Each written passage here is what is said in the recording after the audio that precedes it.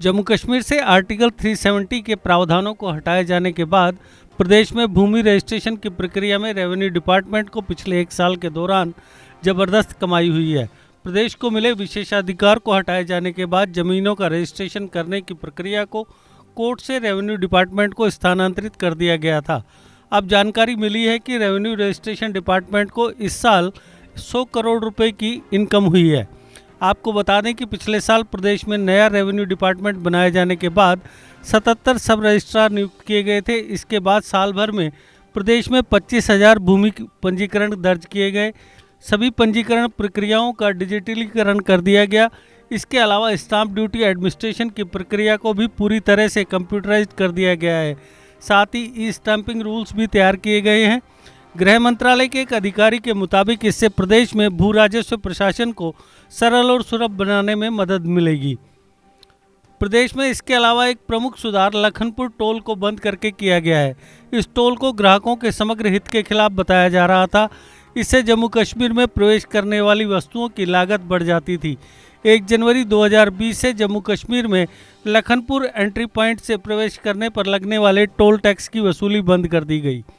गृह मंत्रालय के एक अधिकारी के मुताबिक इससे एक मजबूत औद्योगिक क्षेत्र के विकास में मदद मिली है और ये जीएसटी के एक राष्ट्र एक बाजार की भावना के अनुरूप भी है। जम्मू कश्मीर के बिजली उत्पादन क्षेत्र में 5 सालों से लंबित सुधार को भी लागू कर दिया गया है। इसके तहत प्रदेश में बिजली वितरण विभाग को 5 स्वायत्त निगमों को हस्तांतरित कर दिया गया है। अधिकारियों के मुताबिक विद्युत वितरण विभाग के स्थानांतरण से सेवाओं में सुधार और रेवेन्यू मैकेनिज्म की स्थिरता पर ध्यान केंद्रित किया जा सकेगा। नागरिक कार्यों के तेज क्रियान्वयन को सुनिश्चित करने के लिए सिविल वर्क्स को पब्लिक वर्क्स डिपार्टमेंट को सौंप दिया गया है। इसके बाद नगरपालिका समितियों और परिषदों को अब 5 करोड़ रुपए तक की परियोजना के लिए प्रशासनिक स्वीकृति देने का अधिकार है। राज्य एंटी करप्शन ब्यूरो, केंद्रीय सूचना आयोग और केंद्रीय सतर्कता आयोग के सुपरविजन में काम करेगा।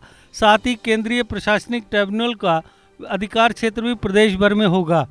अधिकारियों का कहना है कि इससे भ्रष्टाचार के खिलाफ लड़ाई में पारदर्शिता और जवाबदेही सुनिश्चित की जा सकेगी।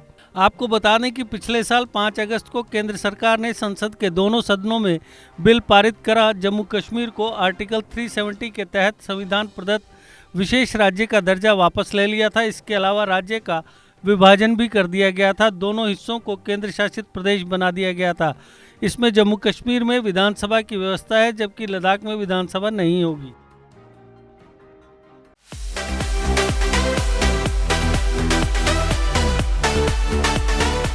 जिपकॉन आपको सुरक्षित रखने के लिए जम्मू कश्मीर में लाया है सैनिटाइजेशन सर्विस। अपने घर, दफ्तर और दुकान को सैनिटाइज करवाने के लिए तुरंत संपर्क करें।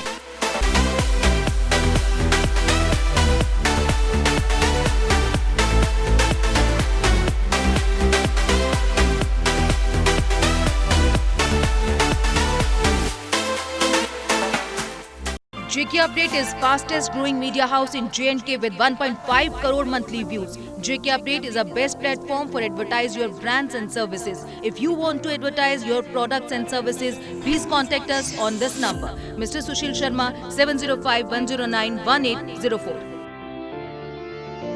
JK Update. अपडेट रहें हमारे साथ।